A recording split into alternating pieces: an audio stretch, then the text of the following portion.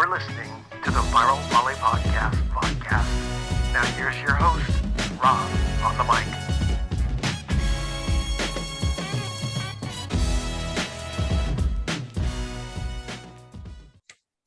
Everyone, welcome to the Viral Volley podcast edition of College Volleyball Weekly. We got our trio of maestros of their teams. We have Dan Friend of Lewis, Jay Hosick of George Mason, and Dave Hunt of Pepperdine. This is a continued conversation from the College Volleyball Weekly over on volleyballmag.com. And we're going to jump into one of the topics I didn't get to cover in there due to time, but UC Santa Barbara against Grand Canyon. That was one that I definitely had my eyes on, and it did not disappoint. Great matches, but I wanted to get the coach's take on it because we know that these teams are very similar and they are both really hot right now. So we'll start with Dan. Well, I got to watch the first night. That was just a back and forth match. Do you know what I mean? In terms of that, I had a good crowd there, and Santa Barbara ends up kind of getting it at the end. Do you know what I mean? In terms of that, and so, but it's tough. Like, those are great volleyball matches, both of those, and guys stepping up at different times and different pieces doing some great things. And I ran into their assistant coach recruiting yesterday, and I was just saying I felt for him because we had a year where we played, like, between the 2 years we played 17 like 5-game matches. In the 1 year we lost like 7 or 8 of them. The other year we won like 7 or 8 of them. So I'm like, and you hope as a coach, it's like, as we get to those 5th game matches, we kind of learn how to kind of put those couple points away when we need to kind of turn the corner a little bit. But great volleyball again. And we had a bunch of 5-game matches through the week, and those guys were going after each other. And Rick's group is doing, and they had to get on the road and play, and we were wondering how they would respond. And they found a way to win 2 matches in a tough place to play. That's a team that is somewhat similar to them in some regards in terms of, ball control, hitting the ball hard. They do some really nice things from that side of stuff. So it was good. Well, that's right, because Santa Barbara played USC earlier in the week and got swept, which was kind of a shocker. Yeah. I thought it'd been like a 5-set battle, but let's jump over to Jay. Yeah, no, I caught those too. And it's a shame that they didn't split those 2 5-set matches. I know that Grand Canyon had a chance. They were up 1 in the 5th and with the chance to win it, and they couldn't pull it out. And, Wilcox is doing some great things. That Rick is such a good coach and knows how to put the right people in the right moments and the right times. So, yeah, it's just fun to watch. And Grand Canyon's a fun place to play. That big gym is really, really cool. And they get a ton of great fan support. And, it just shows that, it doesn't matter who you are. You can figure a way to find out a way to win in random moments. Hats off to them. It's pretty cool. Yep. And close the topic out with Dave. Yeah, it's we're going there this week, right? So I paid a lot of attention to those matches. And it is. It's a really tough place to play. They play well at home. So to watch Santa Barbara, just every night, it seems like somebody different picks it up for them. So they're playing well. Yep. All right. Well, let's look at the other matches in week 6 that caught our eyes that we were watching, but I'm going to throw mine in there, but kind of a tough week for our screen coaches contributing this week. I turned on the match late for the Lewis Ball State, and it was done. I was like, it went 3 only. It's like, wow. I was working. You're the only one who doesn't. Sorry, Dan. I was like, geez, Salvo. No, but because Rob's feeling good about his Irvine team, so he's gonna go ahead and throw some darts right now. Dude. No, Rob. Yeah. Rob acts all nice, and then all of a sudden, after you give him his little interview, and after you're done playing on these, all right, what does he really think? Rob's feeling he's gonna start trolling Giselle Bundchen and ask her for a date. That's how hot he's feeling right now. His team goes 1-1, and I go 1-1, but he's got me. Do you know what I mean? I'm the moniker on Volley Talk that asks for everyone's big firings. So that's it. I've taken all those names. Yeah, but like I said, I try to catch the top matches, and I was caught late. But I'm like, man, okay, I can hold off on this one because this will be a long one. So. And of course, Tyler Mitchum got his numbers, but gosh, I just made me realize that Ball State is the real deal. I was like, oh, they played Hawaii when they're down, and that's why they got those wins. But they're getting some quality wins. So I definitely had my eye on that match just because I knew that, Dan, you got a consistent, strong group, and if they're able to hold, stand that test, I mean, they're legit. but I mean, from watching them, but you were there. We talked about it earlier. They're there. They're a top 5 team right now. And I think anytime a program breaks through to that level, like everybody's got some naysay for a little bit. Well, really, but just watch them play volleyball. Click on the video, watch them play, watch how they played Hawaii, no matter what pieces are there. Watch how they played BYU, watch how they played us. They've got the pieces and they're good. And they're going to be in that conversation at the end. And certainly I hope I make a run at the end, but if we're saying Ball State's in the Final Four, I don't think that's a shocker that when we get to the end of this in the NCAA tournament in terms of, you know what I mean, just from the way they're playing and the things that they're doing right now. So. Yep. I kind of threw it out of format here, but I wanted you guys to talk about the matches that you were watching this week. So let's jump over to Dave, what you saw in week 6. Yeah, I mean, we've touched on a lot of them, right? The Long Beach State match, I was shocked that the third set was what it was. Yeah, watching Ball State play and play good volleyball. After they played Hawaii, I flipped it on and just wanted to see what they were doing. And yeah, the question for me is just, or the shocking thing for me, obviously they had the opposite from Barton. But just, these guys playing this level of volleyball, just it sort of shows you what a fresh set of eyes and a little bit of energy can bring to your gym, and Joel did a great job for years with that program, right? Took him through some tough times. But it's fun to watch them. They're playing completely differently. And then, the Santa Barbara match, both those matches, 18-20 in the 5th. It's always fun to watch a game that goes 18-20 in the 5th. How about you, Jay? I'm just shocked that you didn't think that my match against St. Francis of Brooklyn was a top match to watch, Rob. I'm so disappointed. But he turned it on and then realized it was just over, and he just didn't. Yeah, I know. Over. Yeah. It was quite the experience. I'll tell you the matches I was watching, and surprise-wise, San Diego up at BYU, taking them both nights. That's pretty cool to watch. And they're 0-44 against BYU at the Smith Fieldhouse, and they figured out a way not only to get their first win up there, but to get 2. Why not? You're up there. You might as well do it twice. So hats out to Kevin Ring and his group for doing that. Yep. And Dan, close that topic out. Well, we talked about some really good ones that I did watch. I think, NJIT right now has kind of quietly put together some wins back to back. In terms of that, so I'll kind of see. And Jay, I don't know when they play Penn State, but that'll be one that I'm eager to see as that kind of gets geared up a little bit. And then Princeton got their win, which was nice against St. Francis Brooklyn in terms of, I think that was in 4, I believe. So nice to see Sam find a little bit of groove there and get a W for himself. And then, so Purdue Fort Wayne, they got Vincente back, the guy from Chile. He wasn't playing. And so, I was actually watching some video on them before we jumped on here, and Purdue's got, some weapons there, and they got a couple early conference wins against Lindenwood and Quincy, and Lindenwood returns some older 3-4 year guys that we got to go play them, and they'll be tough, even though like people wouldn't know about them. So in terms of that, but they've got some nice pieces. And so I think Purdue, I'd be curious to see Purdue adds this 6'8", 6'9" Chile outside guy into the mix up, and they kind of balance them out. And where do they go? I think they actually play Ball State coming up as we go to talk about matches coming up. But those were some other ones that we hadn't touched base on. So Dan's coaching voice is coming out. He's already pumping up, Lindenwood, Quincy, and then this guy just grew 4 inches in the last 20 minutes. Holy crap. I watched that guy at Pan Am Cup, man. He's not 6'9", but he'll be 7'2" by the time he plays. 7'2", baby. Yeah. I've heard that. I worked with Marv. I know how that all works. Hey, this is the year that these guys are good. We got to take them serious. Yeah. Well, I know, Dave, I hate to bring up our match, but I was looking at the box, and if I you don't get you want to bring it up? Come on, you already threw a dart at me. Let's get it going. Yeah, I'll take I'm it. gonna see if I can hit all quadrants of the Zoom video screen here today.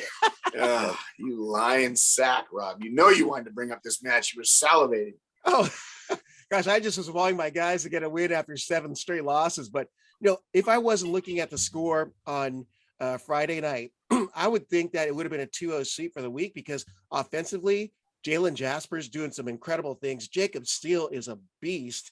And your center, Bryce Dvorak, is doing some excellent things with the ball, as well as serving tough. But you talk about this week. I mean, you've definitely got some big offensive pieces in place, and that's not even including Austin Wilmot and your other middle, Andy Fuller, who also can do some good things. So, so basically, what Rob's saying is, what happened, Dave? You suck. Yeah, I blew it. You have all these great weapons, and you can't coach a lick, is what I'm hearing. Cancel. Specifically because he Dave sat Hunt. right next. Yeah, he sat right next to the bench and heard everything I was saying, which hopefully you had a dump button right next to you, because hopefully that didn't get picked up. But yeah, when you hit 400, you don't lose too many matches, right? But we lost this one. But it was sort of the inverse of what happened on, when was it, Wednesday? Yeah. Where it was Irvine had 7 aces, 7 errors or something, where we had 7 aces, 7 errors the previous matchup. And yeah, we just didn't put the ball in the court enough. They did a nice job of putting a lot of pressure on us in some key situations, key moments. Yep.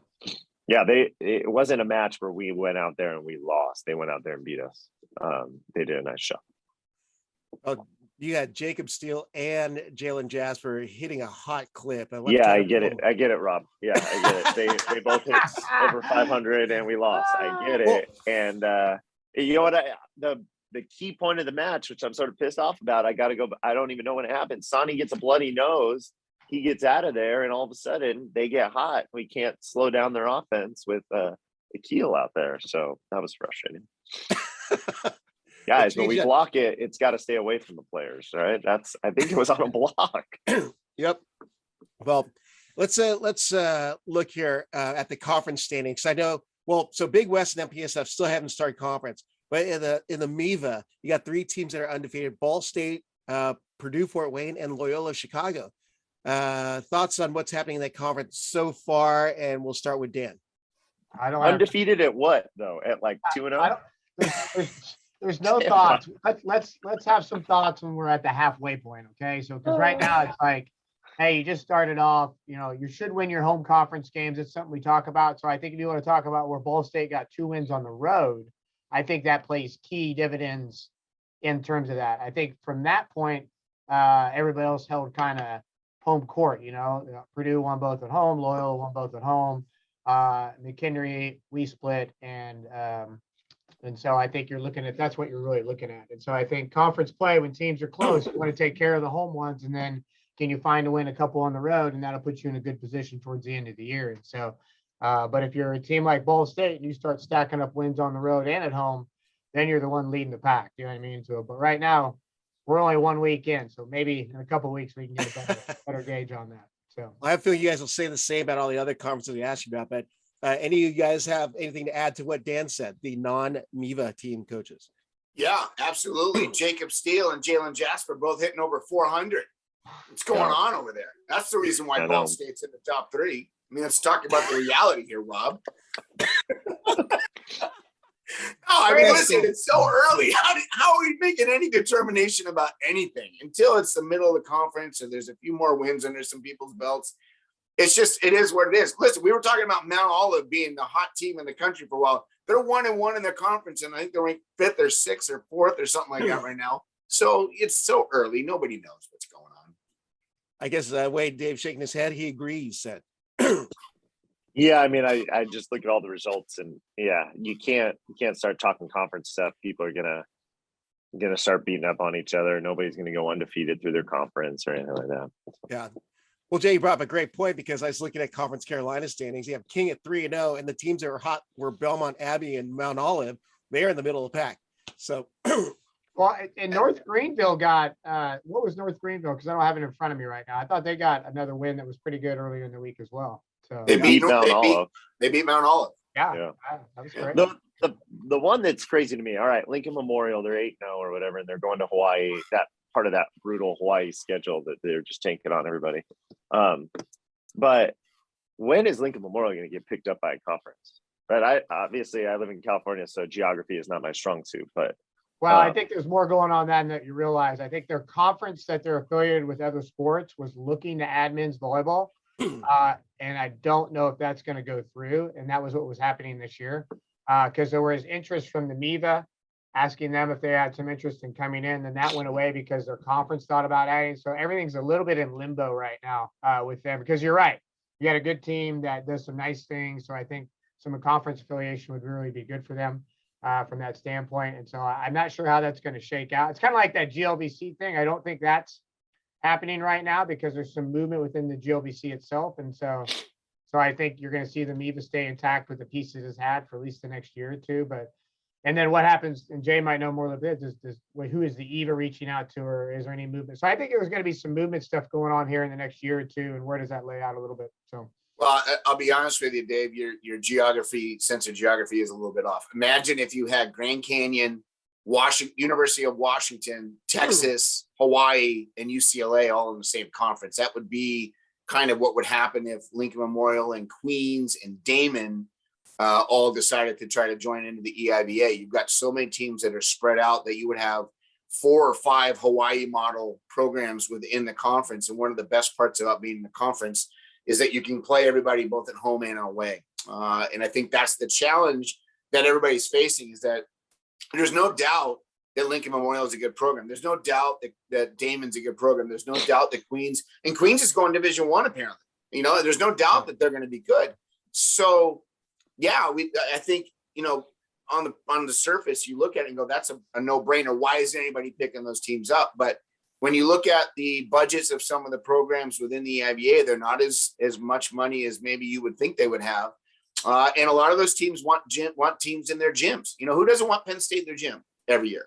Who doesn't want Princeton in their gym every year? Who doesn't want, any big name program that you have to be in their gym every year? But when you can't do that every year, then all of a sudden it becomes a little bit cost prohibitive. And now all of a sudden there's more travel on the schedule. So, it's not like you just drive down the 405 like Long Beach does or UCLA does to go play somebody else. It's a lot tougher. At minimum, it's a 4 to 4.5 hour bus ride anywhere you go. So, and that's just from the middle. Imagine if you're on the ends. Harvard, that's a 15-hour bus ride to go down to North Carolina. And if not, then they have to fly. And that's a lot of added cost. Yeah, I think Lincoln Memorial is about 7 or 8 from us, give or take. Yeah. So it's almost as crazy as Grand Canyon being in the EIBA. Oh.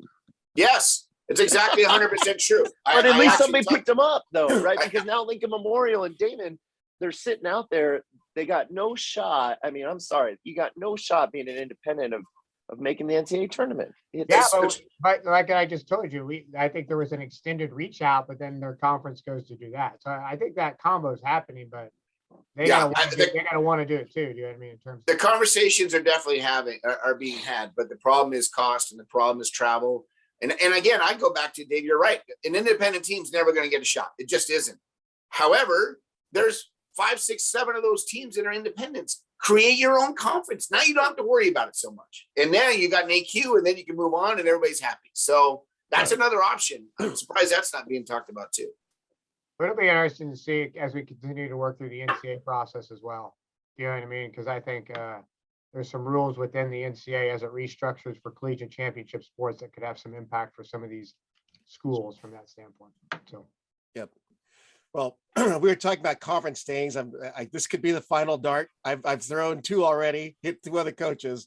But Jay, I'm sorry, I got to talk about the EIBA because Penn State leads the pack 4-0, St. Francis as well, and NJIT is 3-0. Some solid play by Penn State. We knew that going in from the non-conference matches, but not a shocker, but wanted to just get the update being that people are listening here. Yeah. No, listen, I think Penn State's Penn State. They're always going to be good. Take them, put them aside. NGIT, I think 4 or 5 out of their 6 on the court are foreign kids, which is a topic for this year. It's been repeated over and over. Foreign kids are really having an impact. And their setter, Roque Nito, is doing a really nice job of mixing the ball around. And he's got a couple of kids. He's got a young Italian guy who's a freshman who's really good, and which we didn't expect to come out of the gates that hot. But NGIT's good. Danny's got finally his assistant coach. Dan is a full-time guy, which is huge. That shows the level of support that program's getting. And St. Francis of Pennsylvania going 4-0 to start. And historically that team's always been kind of middle of the pack. And granted, they played a couple of teams in the beginning that might not have been the hardest for them to play. The meat of their schedule's coming up, but they beat Princeton. And I know Princeton's having a little bit of a rough stretch right now. And by the way, for all you volley talkers out there calling for Sam's head or his job because he's having a bad year, go suck it, because that's ridiculous. That's ridiculous. He's having a down That's year. pretty vulgar for this podcast. Yeah, no, it's not. Not Listen, for these you, guys but can for this handle it. podcast. If those guys are going to dish it out on Volley Talk, go suck it if you're calling for Sam's head. For Christ's sakes, the kid's doing a job. He's trying to put out a team that wins. Anyways, back You to the just called reality. Sam a kid. Yeah, I did. I called Volley Sam. Talk stick is stirring. No. Sam is one of my favorite guys in the whole world. I'm not worried about any of that stuff. But the reality is, St. Francis is finally having a good year. They got a couple of kids that are veterans that are doing a nice job. They're going to play, Penn State this week coming up, and that's going to be a real test. It's been a while since St. Francis has been on top of that conference, or at least tied for it. So good for Rummy and his team, and coming out and picking some things up. And the rest of us in the EIBA, we're all fighting to just kind of stay in the hunt. And Charleston's in that mix, and St. Francis of Brooklyn's a good team. They got a couple foreign kids on there, and it's just, it's exciting to be a part of. I know we're not having a great year, but that's okay. We got a long way to go, and who knows what's going to happen, but it's just fun to be a part of a conference that's competitive from top to bottom. No doubt. Good call. Anything else to add, gentlemen, on that? Nope. Yeah, chat about the EIBA. I think they have the best volunteer head coach I've ever seen in Luke Reynolds. Luke's a good friend. I saw he's got some visa stuff going on, so he's listed as volunteer head coach. I've never seen that, but his team's playing hard. Yeah. Well, I think St. Francis takes on Penn State, but it's in week 7. But I'm going to skip picking our top performers. We can just go to what matches we're watching during week 7. Just throw them out there, guys, because there's quite a few. Lincoln Memorial at Hawaii is actually very intriguing to me. Like, we've seen Lincoln Memorial; they're 8-0. They've got some pieces. Do they test Hawaii? You know what I mean in terms of that, and I think I want to see the eye test. I want to watch them. I want to watch them play in a big time environment, not just at home where they've gotten some wins. But so that's pretty intriguing to me from that side. And then, I love watching Dave's team. So the Pepperdine and GCU play, so it'll be great. You know what I mean? And so I played both of them. I lost to one, I beat the other, and so I get to see those guys play and see if Dave's group bounces back at GCU, which is a tough place to play for sure from that standpoint. And then it'll be with the conference stuff for me in our conference. Ball State's at home, Purdue, Fort Wayne. Ohio State. How do they react in terms of that being at home now? And I know they're working through some pieces, and so that'll be some of the stuff that I'm paying attention to. All right, Jay. First of all, I've got to give a shout out to my UC Santa Cruz Banana Slugs playing both at San Diego and at UC Irvine this upcoming week. And I was going to mention that it was actually rescheduled or canceled because now we're playing Concordia. So, yeah, it was the battle of the best mascots in the country, the Banana Slugs and the Anteaters. How is that not happening? Oh, I'm sad. Well, they're still going down, I think, to go play San Diego. I hope. So there's my shout out. Lincoln Memorial at Hawaii. Here's why it's intriguing. I know Dave he's cringing at listening to this. Lincoln Memorial's got a chip on their shoulder, and they're going in there hot. And if Hawaii is not prepared for an onslaught of a team that just does not care, they're gonna be in for a world of hurt. I'm not saying Lincoln Memorial is gonna win one or both or all of them.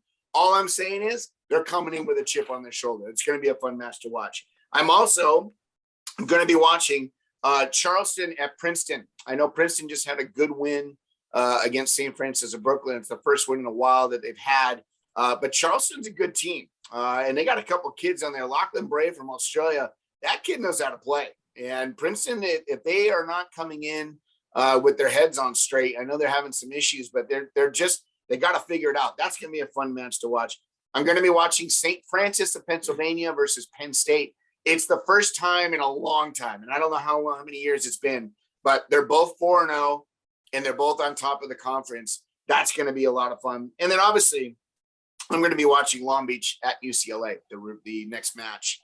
That's going to be a lot of fun to watch because now Long Beach is going to be on the road, quote unquote, 45 minutes up the street. But it'll be interesting to see how that match works out. Dave. Yeah, I mean, the only one he should have mentioned was the last one right there. That's the one to watch. I mean, and it's 45. I've never been on the 405, and it's only taken 45 minutes. So, Jay, obviously, you haven't been to Southern California in a while. Don't justify a short 20-mile trip as a long road trip. I had to go from Oh man, here's an old Secaucus, man New Jersey. story coming out.